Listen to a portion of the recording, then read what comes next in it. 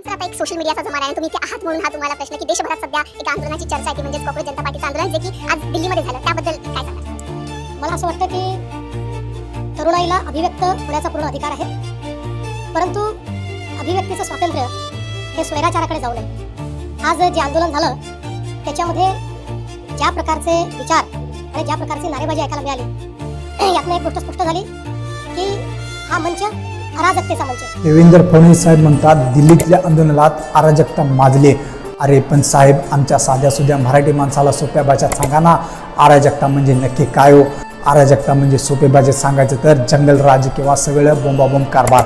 पण आमचा सवाल आहे, संविधानाने दिलेल्या हक्काने शांततेने स्वतःचा प्रश्न मांडणं म्हणजे जंगलराज किंवा कसं असू शकतं? सरकारला प्रश्न विचारला की तो लगेच कारभार चुकीचा ठरवायचा. लोकशाही जनतेचं मन फक्त गप्प बसायचं का? मला काय वाटतं, फडणवीस हे बोलणं पटतं का? तुमचं रोखठोक मत खालील कमेंटमध्ये नक्की सांगा.